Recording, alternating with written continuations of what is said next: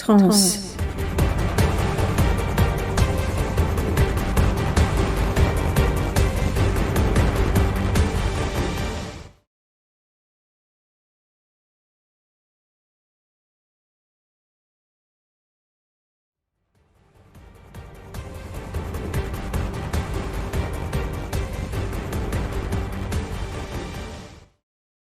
Avant de lancer l'émission que je vous propose, et suite à la parution de l'annonce de cette émission et de sa diffusion très prochaine, je voudrais vous faire part de quelques commentaires qui m'ont été envoyés et que j'ai jugés absolument dignes d'intérêt. Pour les commenter avec moi, je reçois l'un des nouveaux membres de notre équipe avec moi ce soir, Thomas. Bonsoir Thomas. Bonsoir Prune, bonsoir tout le monde. Alors l'idée n'est pas de passer en revue, de faire une transvestigation à la française, qu'il est pas, comme ci, comme ça.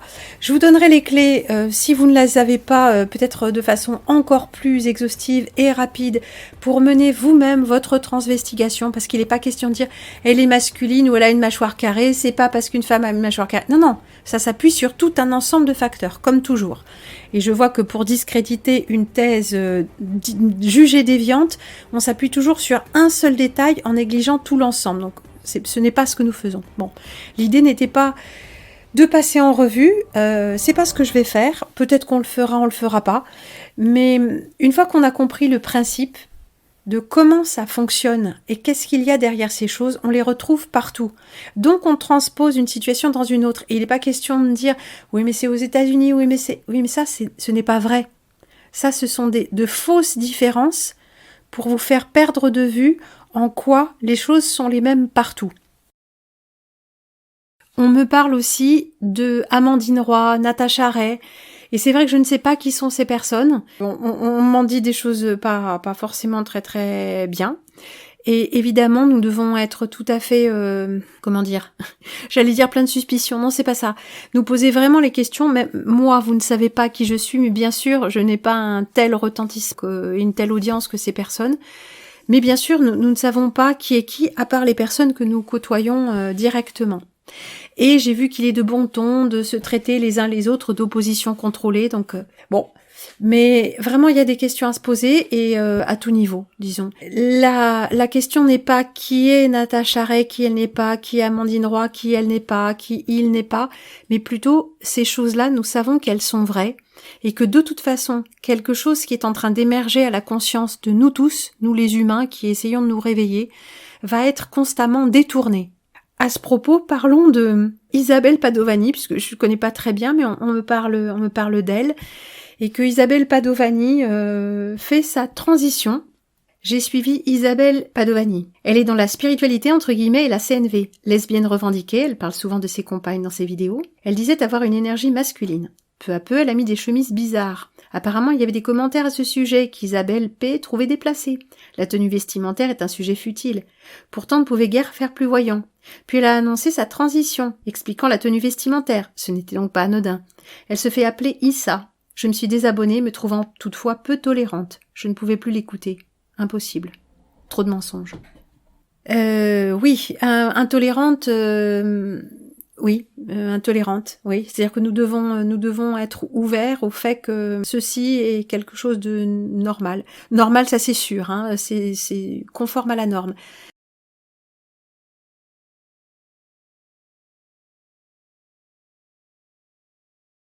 Alors Isabelle Padovani, j'en ai un peu entendu parler, mais apparemment tu en sais plus long que moi. Donc pas quelqu'un de tout premier plan qu'on verrait à la télé ou tout ça, mais quelqu'un qui a, disons, un nom. Et alors on me dit que cette personne fait son coming out et transitionne.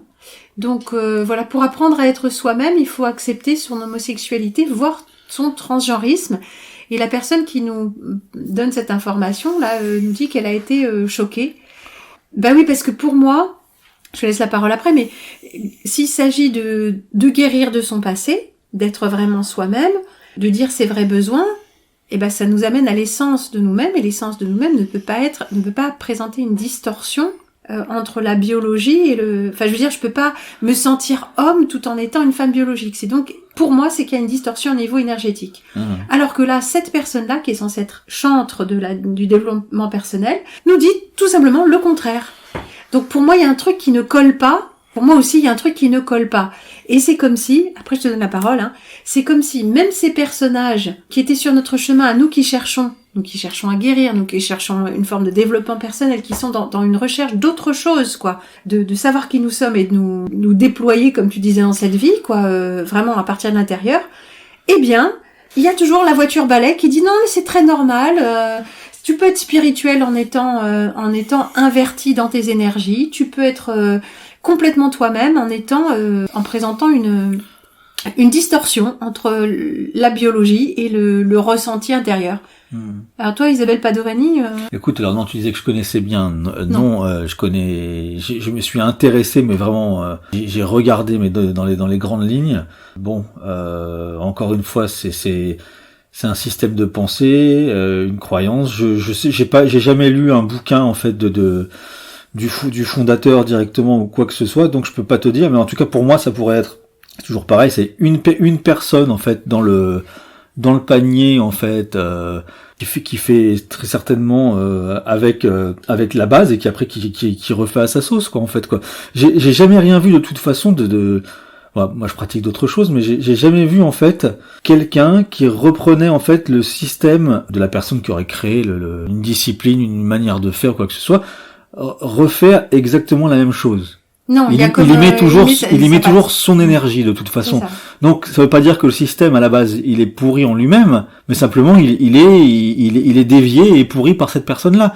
Mais tu l'as partout en fait quoi. En tout. Mais là je pensais dans le cas particulier, c'est en plus peut-être d'avoir amené la communication non violente ou je ne sais pas quoi d'autre à sa manière, ou que ce soit peut-être une façon de faire passer d'autres choses. Il y a quand même un message fort qui est que quand on cherche à guérir, à aller plus loin, à se connaître mieux, ce n'est pas incompatible avec le fait de dénaturer son corps biologique de la façon qui nous est presque assénée maintenant, quoi. Mais là, en fait, ça c'est plutôt choquant, ça te choque pas? Si, bien sûr, mais en fait, elle se sert en fait de cette discipline pour valider son point de vue, en fait, quoi, à l'appui.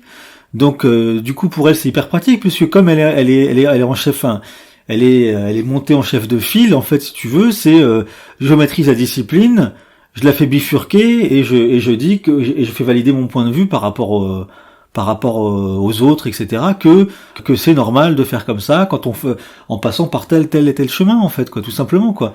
Mais ce que je voulais aussi te demander, pour toi, c'est cette personne-là, c'est une personne qui est l'instrument du système ou c'est quelqu'un qui agit en connaissance de cause? Qu'est-ce qu'on pourrait en penser? Je sais pas, il faudrait qu'on pousse un peu la machine, là, je peux pas te dire. Parce il est pas question toujours d'accuser les uns les autres d'être non, mais bien sûr, ce serait facile, je sais pas. Mais là, il y a quand même quelque chose tout nous pousse à accepter l'inacceptable. Y compris des personnes sur lesquelles on aurait pu s'appuyer, qui pratiquent une discipline dont nous avons pu penser qu'elle allait être une aide. C'est comme si tout était piégé, en fait, non?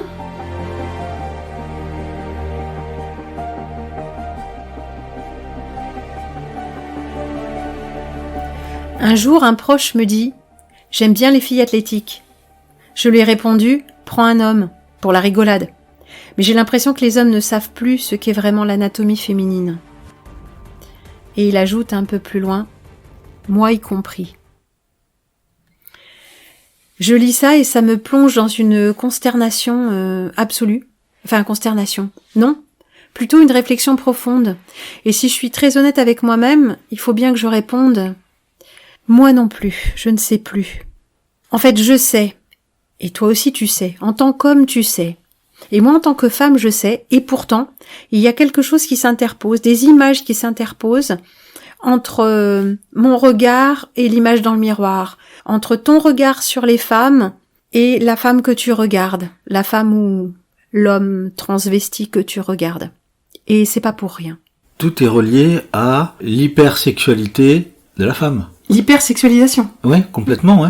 Donc, mais tu regardes maintenant toutes les nanas qui sont mises en avant, donc chanteuses et actrices et machin, elles sont toujours en train soit de jouer les bombasses. Oui, la pute chic. Donc la pute chic. Les chanteuses, c'est même pas ça. C'est vraiment presque. Elles font du hard sur scène. C'est ça qui est génial. Même si les petites nanas qui sortaient qui ressemblaient à des nanas, comment dire, toutes fraîches sur elles, machin, qu'ils ont vendues comme des modèles américaines. Je pense à, si je connais un petit peu, mais Taylor Swift.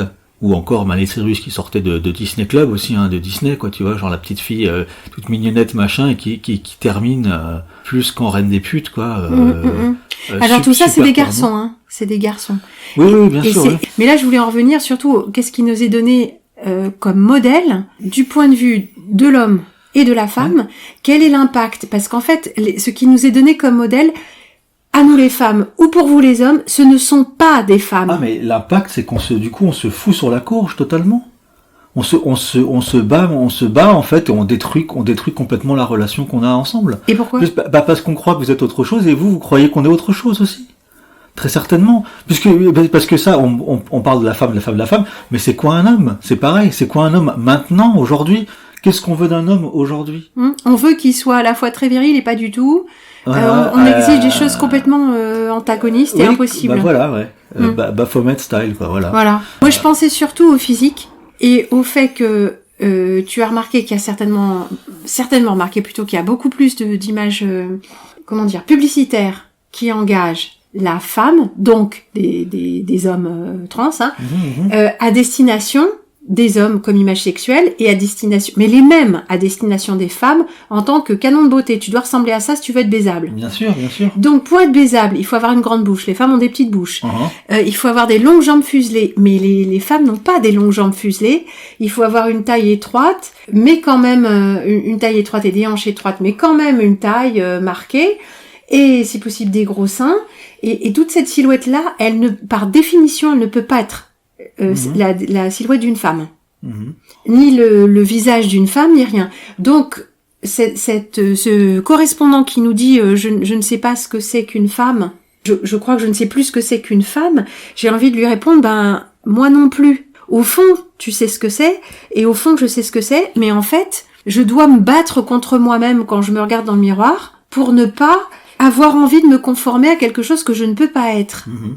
Mais toi, en tant qu'homme, quand tu es exposé à des images de soi-disant femmes, la pute chic, plus ou moins dénudées, et que tu vois de vraies femmes, des vraies femmes biologiques bas de pyramide, comment tu te positionnes? Est-ce que inconsciemment tu compares? Est-ce que je compare? Enfin, je sais pas, parce que pour moi, c'est un petit peu différent, parce que bien sûr que dans un moment de faiblesse, tu vas regarder une nana qui est fagotée comme je sais pas quoi, avec le cul moulé à mort. Mais c'est pas une nana. Et oui, ou c'en est peut-être une aussi qui veut ressembler à, on sait pas. Donc bien sûr que tu vas sortir la langue et puis tu vas te dire celle-ci j'aimerais bien me la taper. Mais voilà, ça en reste là. Après, tu redescends et puis tu te dis, ok, mais bon, voilà, ce truc-là, ce ne sert strictement à rien. C'est des cadeaux empoisonnés, enveloppés, dans du papier de soie, quoi. Mais c'est ça. Donc on a beau savoir ce qu'on veut et qui on est, ces trucs-là fonctionnent quand même. Ça fonctionne. D'une certaine manière, c'est pas que ça fonctionne, mais ça vient entraver les jugements. Et donc, du coup, ça sème le doute. Et vu que ça sème le doute, forcément après le mec lambda il va se dire ok, je peux pas avoir ça mais j'aimerais bien avoir ça, donc du coup quand je sors avec une nana de pyramide, j'essaie de la faire tendre à ça aussi. De toute façon, les femmes le font d'elles-mêmes. Elles le font d'elles-mêmes, donc je t'achète aussi des trucs sexy ou je sais pas quoi. Et puis tiens, dans la sexualité on s'emmerde, du coup on rajoute des jouets et puis voilà quoi en fait quoi, pour que tu deviennes la chose que j'ai admirée en fait si tu veux dans les pubs, dans les clips, dans les films de cul. Voilà, c'est aussi simple que ça. Enfin c'est pas aussi simple que ça, mais ça reflète bien le truc quoi. Et donc en fait, la question ce serait plutôt en fait comment on en revient à pouvoir rebâtir sur des bases saines. Je sais que c'est pas le débat. Pardon. Oui, si, au contraire, on vient de mettre au jour là qu'il y avait comme deux tendances. Il y a ce qu'on sait au fond de ce qu'on est, de ce qu'on cherche dans l'autre. Et puis il y a cette distorsion, comme tu dis, ça altère le jugement, à la fois l'hypersexualisation qui s'adresse aux hommes, qui vient les chercher par les couilles, et celle qui s'adresse aux femmes, t'es pas baisable si tu ressembles pas à ça. Voilà. Et ça, on sent que ça nous fait pas du bien. Toi, je sais pas comment tu le ressens, mais pour moi, quand j'ai quitté la grande ville et que je me suis retrouvée en province, petit village ici, et qu'il y avait très très peu, à part chez les coiffeurs et les pharmacies, il y avait très peu d'images de cette femme à la peau parfaite ou à la silhouette parfaite et tout parfait, quoi. Je me sentais beaucoup moins agressée. Je me sentais beaucoup moins en danger émotionnel parce que je pouvais être moi. Et j'étais pas constamment confrontée à ces images qui me montraient mon insuffisance, comme on montre aux hommes leur insuffisance tout le temps. Ils ont pas assez grandes bites, sont pas assez costauds, ils sont pas assez minces. Et c'est tout le temps, tu n'es pas ça, tête de nœud, t'es pas ça, t'es qu'une merde. Et du coup, je me sentais beaucoup plus libre d'être qui je suis, avec la gueule que j'ai, le physique que j'ai, l'âge que j'ai, sans être obligée tout le temps de me comparer. Ouais. Voilà. Ah, bien sûr, oui. Donc il y a ces deux tendances, donc on sent bien qu'on n'est pas ça, et qu'on souffle un peu dès qu'il y a plus ces images qui nous sont constamment assénées, qui nous incitent à nous comparer. Bien sûr. Ouais. Et puis en plus, enfin, en ville, en plus, dans la grande ville, t'as ce rapport à toujours bien s'apprêter, donc pour aller bosser, pour aller dehors, machin. Donc t'as de la compétition, quoi, en fait, aussi, d'une certaine manière, quoi. Donc t'as ce que te renvoient les affiches, les formats de plus toutes les nanas que tu croises dans les rues, dans le métro, etc. Donc c'est un miroir permanent, en fait, quoi, tu vois. Donc le jeu d'ego plus en fait. C'est ça, on est vraiment en danger émotionnel. Mais pour les mecs, c'est pareil. C'est pas parce que les mecs parlent pas non plus de leur de ce genre de soucis qui l'ont pas aussi, parce que l'apparence, tu veux dire? Oui, bien sûr, les mecs sont déboussolés, les mecs sont totalement déboussolés, perdent d'une certaine manière du masculin, on va dire, sur les anciens modèles, et que presque qui se ferait complètement rhabiller par leur nana, en fait, si tu veux, quoi. Pour revenir à ce rapport homme-femme, il faut bien comprendre que le système de base est totalement erroné, puisque on ne sait pas ce qu'est un homme réellement et une femme dans ce monde. On n'a que des faux modèles. En fait, tu dis on ne sait pas. Au fond, on sait. Et ce qui nous est donné comme modèle, notamment visuel, je pense beaucoup puisqu'on est dans un monde visuel, notamment visuel, ce sont des modèles trafiqués, enfin faux. Tu viens de dire erroné, c'est ça? Des modèles erronés. Oui, des modèles erronés, oui. En fait, c'est fait pour vendre de toute façon quelque chose. Et je dirais, c'est plus que erroné, c'est falsifié, même si j'aime bien le mot, quoi. Ouais. Mais c'est fait pour vendre quelque chose, de toute façon. Il y a un marketing. Mais le marketing, en fait, il sert quel propos, en fait, quoi. Dans ce sens-là. Et on voit bien que quand on gratte un petit peu derrière, on vend plus que quelque chose de sexy ou de voilà, on sait bien qu'en fait on cherche à modifier en fait notre manière de nos perceptions. Oui, ou d'appréhender en fait ce que devrait être. Alors, moi ça me fait penser à quelque chose par rapport à la publicité notamment. Tu sais très bien que c'est pas une question d'argent. On nous vend. Au final, c'est l'argent. La plupart de nos concitoyens, nos frères humains bloquent là-dessus. Non, c'est pas l'argent parce que l'argent ils le font. Et cette histoire de publicité, comme tu dis, ça cache quelque chose. Juste une anecdote, une histoire de mon passé. Mon père nous disait que la publicité, notamment à la télévision, c'était pas pour vendre, c'était pas de la publicité. Je sais pas quels étaient ces mots à l'époque, mais qu'en fait c'était des modèles éducatifs. La famille parfaite, le ci, le ça. En fait, c'est pas le produit sur lequel on a attiré ton attention, c'est tout le décor. Ils sont dans une cuisine équipée, ils sont habillés propres sur eux d'une certaine façon, ils se comportent d'une certaine façon. Donc c'est éducatif, c'est pas du tout publicitaire. Ouais, bah bien sûr, oui. Bah il suffit de prendre les pubs des années 50, 60 avec la ménagère de l'époque en fait quoi. Et celle qui pourrait encore faire rêver, on va dire, parce que elle faisait à bouffer, elle passait l'aspirateur. Et le tout en tenue sexy. Le tout en tenue un petit peu sexy, donc c'était genre une fois qu'elle avait fini tout ça, tu lui mettais son coup et puis elle repartait à la tâche quoi en fait quoi. Puis t'étais content comme tout parce qu'elle t'emmerdait pas, elle fermait sa gueule. Voilà, c'était génial. Donc, mais dans ce temps-là, l'homme aussi ramenait tout à la maison. C'est ça. Et disait, chérie, voilà, et acheter la fourrure, et combler madame au niveau du matériel. Je pense qu'à la fin, si le mec, alors ça c'est ce qu'on veut nous faire croire aussi, ce qu'on disait qu'il fallait donc un salaire pour renflouer toute la famille, va savoir réellement, quoi. Maintenant, en fait, le truc, c'est que tout le monde bosse comme des tarés, et puis il y a jamais assez d'argent pour subvenir à. Donc résultat, personne n'arrive à faire le ménage à la maison. Quand on se réfère à avant c'était comme si avant Marilyn Monroe était féminine et puis regardez maintenant. Mais Marilyn Monroe c'est pareil. Parce que, voilà, je voudrais pas choquer trop de monde, mais les gars, renseignez-vous, ça n'a pas commencé, le transgendérisme et tout ça n'a pas commencé récemment.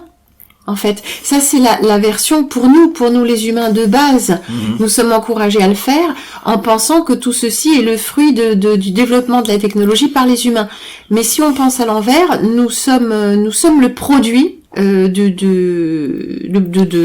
force, on va dire, qui nous manipule. Et l'histoire est écrite à rebours, et les technologies, ces personnages les ont depuis longtemps, sinon toujours. Oui, ça semble un peu gros à avaler, mais bon, c'est comme ça. C'est vraisemblablement comme ça. Marilyn Monroe, il y a des transvestigations qui disent que c'est pas une femme. Comme le reste, elle a subi de nombreuses interventions de chirurgie esthétique. Et pourquoi il y aurait besoin de chirurgie esthétique? Expliquez-moi. Soit une femme est belle comme ça, soit elle est pas belle ou elle ne correspond pas aux critères, mais définis par qui, pour être une star de cinéma et de la télé et tout ça. Et dans ce cas-là, elle est écartée. Mais non, c'est pas comme ça que ça marche. Tout est transformé, trafiqué. Et on est dans un processus où on veut nous faire croire, par exemple, au temps linéaire, aux choses que avant c'était pas comme ça, et on prend des références dans le passé. Mais ces références aussi sont biaisées. Elles sont également erronées, puisque tu disais erronées, elles sont également falsifiées. Ouais, donc nos références, qu'elles soient actuelles, qu'est-ce qu'un homme par rapport à une femme, c'est invalide, c'est caduque. Et qu'est-ce qu'était une femme dans les années 50 ou par rapport à maintenant mais non, mais les modèles qu'on nous donne sont erronés. Oui, encore une fois. Oui. Et en plus là, tu reparlais de Marilyn, mais il y en a qui balancent ça, donc qui prennent les photos des anciennes reines aussi de l'époque, ou des épouses en tout cas de l'époque, sur les vieilles photos noir et blanc, et puis donc mettent en avant que ce sont aussi probablement des mecs. Donc en effet, au moins des choses qui datent d'une centaine d'années, quoi. Voilà. Facilement. Sans parler après des choses sur lesquelles on peut pas mettre de date non plus, donc on sait pas. Non, ça va être difficile, oui. Des choses comme peut-être la manière d'opérer, peut-être aussi des Égyptiens, ou des choses comme ça aussi, on sait pas. Oui, si Égyptiens. Voilà. En tout cas, effectivement, alors je voudrais faire un petit rappel quand on dit oui, c'est un homme, nanana, alors les gens disent oui, mais c'est pas parce que elle a une mâchoire carrée que c'est un homme, parce qu'il y a des femmes masculines, j'en connais. Non, mais encore une fois, il ne s'agit pas d'un élément comme ça qu'on amène, on met en avant et puis sans réfléchir. C'est l'enquête de transvestigation s'appuie sur un très grand nombre de points au niveau de l'anatomie et de nombreuses choses qu'il faut examiner au niveau du visage et du squelette et du passé, et donc c'est un faisceau de convergence. On peut pas dire c'est sûr à 100%, mais quand même il y a un faisceau de convergence. C'est comme pour tout dossier qu'on étudie, souvent les débunkers, les démystificateurs vont noyer le poisson en parlant seulement d'un seul élément douteux, en ignorant tout à fait tout le reste du dossier qui peut prendre des centaines de pages ou des dizaines d'heures de vidéos, et en fait ils débunkent rien du tout, ils démystifient rien du tout. Parce que les arguments qui sont amenés ne sont pas des arguments, mais toujours des choses émotionnelles. Si vous dites ça, vous êtes complotiste ou vous êtes taré. Oui, mais les arguments eux-mêmes, c'est comme pour un peu tout, les choses dont on n'a pas le droit de parler en France, on ne parle pas des faits. On ne parle jamais des vraies choses, finalement. Jamais des faits. Ça, de toute façon, les faits, Les faits vérifiables, je veux dire, par bien nous. Sûr, bien sûr. Par nous. Non, mais comment des personnes qui ont mis en place tout un système, tout un arsenal, voudraient que ça sorte au grand jour. Mais c'est impossible, c'est une contradiction dans les termes. Non, mais complètement. Mais aussi, voilà, faut le fait aussi il ne tient qu'à nous de croire ou pas en ça, quoi, j'ai envie de dire, quoi. Mais voilà, ils ont tellement bien ficelé les trucs, et en nous faisant croire justement à tout un tas de choses que ceux qui passent pour des tarés sont peut-être ceux qui ont vu, et justement c'est la meilleure défense de ce système. Ah mais ça finalement. c'est sûr, mais bon, enfin en tout cas en ce qui me concerne, j'en ai rien à cirer, hein. Je préfère qu'on me prenne pour un taré, hein, mais alors 100 fois, hein. Enfin, de toute façon, hein, ça fait un moment qu'on me prend pour un fou, donc voilà. Et, heureusement ça prouve qu'on est vivant, quoi. Peut-être, oui. Et moi, je trouve qu'il y a un danger qui est de croire tout ce qu'on nous dit dans le courant officiel. Et puis, il y en a un autre qui est de croire tout ce qu'on nous dit dans le courant complètement contre-courant. Et dans les gens qui sont très bien relayés à contre-courant, on voit bien qu'il y a des gens qui sont pas clairs. Ça veut pas dire que ce qu'ils disent est faux, totalement. Ça veut dire que c'est piégé. Il y a le verre est dans le fruit, hein, c'est piégé. Que ça nous amène aussi à rediriger nos croyances vers quelque chose. Et ce qu'il nous faut, c'est de l'esprit critique, mais du véritable, et de pouvoir croiser les informations officielles à contre-courant, et puis mettre de temps en temps tout ça de côté, et ne pas remettre son pouvoir de croyance à quelqu'un d'autre, et se dire, mais moi, qu'est-ce que je sens et qu'est-ce que je vois? Et voilà. Moi, je le vois aussi comme ça, oui. C'est-à-dire, oui, comme tu dis, le côté terre à terre qui croise les infos, et puis le côté plus interne qui te dit, ok, bon, ça j'adhère ou j'adhère pas, mais bon, ça c'est à chacun c'est pour ça que dans les émissions comme celle-ci ou ce que tu fais, etc. Et il faut que les gens arrêtent de tout prendre pour argent comptant aussi, quoi. Voilà. Il faut que vous arriviez à vous dire, ok, ça j'y crois pas, ça me parle pas, et puis point barre, et de faire vos expériences, quoi, aussi, quoi. Parce que c'est pareil, hein, je pense que moi je suis pas là pour me positionner dans un rôle de sachant, quoi. Ça c'est hors de question. Non, en fait c'est pas ça. Ici nous questionnons et nous osons avoir une opinion. Ce qui est attendu de chacun d'entre vous, chers auditeurs, également. Et là, je voulais aussi mettre l'accent là-dessus. En fait, quand on écoute la version officielle ou la version officieuse bien ficelée prévue pour nous, il y a toujours, quand c'est bien ficelé, il y a des réponses. Il y a une version qui se tient. Et si nous examinons les choses, nous regardons les choses les unes après les autres, sans écouter d'abord la version de quelqu'un d'autre, nous n'avons pas toutes les réponses. Nous n'avons pas, une histoire avec un début, un déroulement et une fin. Et c'est ça qui est insupportable. Il nous faut des réponses. Souvent viennent les pourquoi. Mais pourquoi il ferait ça? Mais pourquoi? Et j'ai toujours dit le pourquoi, on ne peut y répondre que quand on a étudié le dossier à fond. Ce que la plupart d'entre nous ne fait jamais.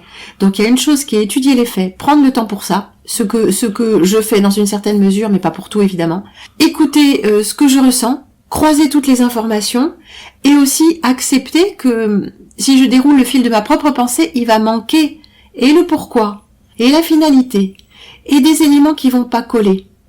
Et si je m'en réfère à quelqu'un d'autre qui a une version toute faite, c'est toujours plus confortable mentalement parce que j'ai un début, un déroulement et une fin. C'est comme ça, ils font ci pour ça et ça se passe comme ça. Et le commandant Ishtar va nous sauver avec la flotte galactique, par exemple.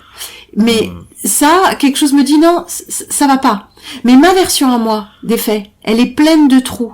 Et ça, c'est inconfortable. Et nous ne supportons pas les trous et les pourquoi et les questions. Nous ne supportons pas que quelque chose reste en suspens. C'est pour ça qu'il est très tentant d'écouter la version de quelqu'un d'autre. Ouais, tout à fait, oui. Et on s'en remet souvent à quelqu'un qui, par la force des choses, tape du poing sur la table, a de l'aplomb, etc. et est persuadé que, et il y en a plein comme ça en fait sur le net aussi, qui sont persuadés de leur histoire. Et puis souvent, tu te fais happer dans leur énergie et tu te dis ah ce mec-là il sait et donc c'est ça et hop là, et t'es reparti pour un tour et puis voilà, donc tu te retrouves dans le même délire que la version officielle finalement. C'est pareil, quoi. Tu vois. Tu as renoncé à ton pouvoir de discernement et ce moment qui dit attends, j'écoute et je me laisse pas embarquer émotionnellement et après je ferai le tri. Généralement, on prend pas ce temps. Voilà, mais dans tous les cas, tu te retrouves toujours au même point, quoi. De toute façon, quoi. Qu'est-ce que je fous là, quoi, en fait, quoi. Qu'est-ce que je fous là? Qu'est-ce qui se passe ici, quoi. C'est tout, quoi. Il y a personne qui a encore la réponse, quoi. Je suis désolé. Non, et ceux qui prétendent l'avoir ne sont pour moi pas dignes voilà, de foi, ou pas arrivés encore. Et puis si quelqu'un vraiment balançait vraiment The Info, je pense qu'il serait plus de ce monde, quoi. De toute façon, donc voilà. Donc plus tu t'en approches en général, plus on te retrouve 6 pieds sous terre, hein, j'ai envie de te dire. Donc, on te retrouve accidenté de vélo, ouais. Ah oui, ah mince, il a perdu hein. Mais qui plus est, je suppose que les vraies informations n'étant pas du niveau des informations qu'on peut divulguer ordinairement, c'est plus ça demande certainement un éveil personnel, c'est une expérience vécue propre à chacun. C'est plus quelque chose dont on peut parler à partir d'un certain moment. Disons, on ne peut en parler qu'avec des gens qui ont eu cette forme de éveil, j'aime pas le mot, mais de révélation intérieure, et qui ne se fait pas qu'en une seule fois. Parce que des éveils, il y en a plein. Il y a plein d'avant et d'après. Vous qui nous écoutez, vous avez certainement vécu ces expériences-là d'un avant et d'un après, d'avoir réalisé quelque chose. C'est pas forcément l'expérience spirituelle ultime, mais c'est un truc, on n'est plus le même avant, après, et c'est quelque chose qui nous retranche du monde de croyance qu'on vient de quitter. Donc forcément, c'est pas des infos au niveau... les infos, en fait, sont qui a fait quoi, qu'est-ce qui se passe vraiment. Ça reste très relatif, tout ça. Ah, mais ça, c'est parce qu'il faut réaliser profondément les implications de cette nouvelle version de la réalité. Ah non, mais ça c'est sûr. De toute façon, là, je vais rebondir là-dessus. Mais quand tu dis éveil, parce qu'on entend partout éveillé, ça me fout les boules, parce que en fait, c'est pas que ça me fout les boules. Je veux dire, c'est gentillet, quoi, en fait, quoi. Parce qu'en fait, tout fonctionne par étapes. Donc, souvent, par exemple, on dit qu'il faut, je sais pas, une dizaine d'années pour avoir de l'expertise dans un domaine. Ok. Donc, ça se passe comment, en fait? Ça se passe souvent comme ça. C'est au tout début, quand tu commences à te poser des questions, tu vas prendre quelques infos, etc. Ça te remplit vite le disque dur, et puis je sais, c'est ça, et tu balances l'enthousiasme du néophyte. Voilà, donc tu balances dans tous les sens, machin, etc. Ouais, c'est ça, machin, etc. Ouais, c'est ça. Et vu qu'en fait t'as pas encore assez collecté, t'es persuadé que c'est ça. Et t'as pas le recul et émotionnel. Et puis se passe 2-3 ans, et puis tu commences à être même persuadé en fait de ton truc. Et puis au bout d'un moment, en fait, ah mince, c'est plus profond que ce que je pensais, en fait. Finalement, merde, comment dire, le trou s'est élargi, ou je sais pas, donc je vais creuser plus profond. Et mince alors, c'est pas ce que je pensais. Et puis ça continue. Et puis tu crois savoir encore un peu plus, alors tu y crois, etc. Et puis à chaque fois en fait que tu creuses un peu plus, en fait tu te rends compte que c'est juste de pire en pire. Et tu dois toi-même réaliser tes croyances. Fait la mare devient un étang, l'étang devient un lac, etc., etc. Ça devient une mer, ça devient un océan. T'es submergé. Puis il y a des vagues de malaise. Et puis au bout d'un moment, tu te dis je crois que je vais faire juste en fait avec que je pense pour moi être bien ou pas. Et puis comment dire, je vais arrêter en fait. Faire du prosélytisme. Faire du prosélytisme, et puis fermer ma gueule quoi en fait quoi, et puis continuer à chercher, et puis à chaque fois arrêter de dire j'ai compris, j'ai trouvé. De dire j'ai compris, j'ai trouvé, parce que non, non, c'est pas possible quoi. Et on le voit bien de toute façon, on le voit bien même là aujourd'hui avec les méthodes scientifiques ou la médecine, etc. quoi. Ah ouais, c'est si, mais le Covid, c'est si, le truc c'est ça, c'est. Mais en fait, personne en fait se trouve y a personne qui a raison en fait quoi. Mais tout ça, donc en fait, on sait bien que c'est biaisé. Mais donc en fait, on voit bien que c'est juste encore une certaine méthodologie qui amène à une certaine manière de penser. Voilà. Et ça s'arrête à ça en fait quoi. Mais c'est comment dire, c'est un outil dans la boîte. C'est aussi simple que ça. Est-ce que tu penses pas que c'est aussi lié au fait que justement, c'est un monde très consommable, on veut les réponses tout de suite, on veut tout de suite, et on ne prend pas le recul. Tu parlais de 10 ans pour avoir de l'expérience et une expertise, et là, tout de suite, on s'engouffre dans quelque chose, on s'y identifie, émotionnellement, mentalement, on défend des idées et tout ça, mais en fait, on n'a pas le recul, on n'a pas de vision d'ensemble, on n'a pas de maturité émotionnelle, et il faut les réponses tout de suite. Et tu parles de méthodologie, il nous faut des réponses tout de suite, mais ces réponses, ce sont de fausses réponses à de mauvaises questions. Oui, bien sûr, c'est foireux. C'est foireux. Moi, je sais que ça fait presque 30 ans que je me pose des questions. Qu'est-ce que je fous dans ce monde, en fait, quoi. Et voilà. Et j'arrête pas encore de me planter. Je viens de dire que c'est foireux. Et quand je parlais de 10 ans d'expertise, ça c'est des on-dit. Mais qu'est-ce que c'est que l'expertise, quoi. Déjà, ce mot expert, ça me fait chier, quoi, aussi, quoi, si tu veux. Mais, faut bien qu'on pose aussi quelque chose qu'on pose aussi des mots. Donc c'est pour ça que je parle d'expertise, ou voilà. Mais regardez, pour en revenir à la science, là, ces grandes personnes là qu'on voit à la télé qui se posent avec leurs couilles en disant c'est ça, oui, machin, etc. Non, mais eux, ils sont payés ou pour, même c'est falsifié. Et puis avec les titres, le professeur a dit que, le machin a dit que, comment? Oui, mais c'est pas n'importe quel professeur qui passe à la télé, c'est les professeurs bien sûr, estampillés. Bien sûr. Et du coup, en fait, parce qu'ils ont aussi l'attirail qui va avec, la blouse blanche, le machin, etc. Le décor est planté, et puis hop, on y croit. C'est comme quand vous allez voir votre médecin, il a dit ça. Ah bah forcément, il a raison, quoi, en fait, quoi, parce que c'est l'autorité, quoi, en fait, quoi. Et oui, puis c'est le système de soumission c'est pyramidal. C'est ça, ou encore pire, en fait, avec les juges ou ce genre de choses, quoi. C'est le mec, il a sa toge, il a son truc. Allez, quoi, j'y crois, quoi, fermement, quoi. Le rituel, avec son petit marteau, quoi. Sans déconner, quoi. Ferme ta gueule. Ferme ta gueule. Ouais, tu sais, en fait, c'est comme les jeux, tu sais, des fêtes foraines aussi, là où tu tapes sur la tête des trucs, tu sais. Tiens, retourne dans ton trou, connard.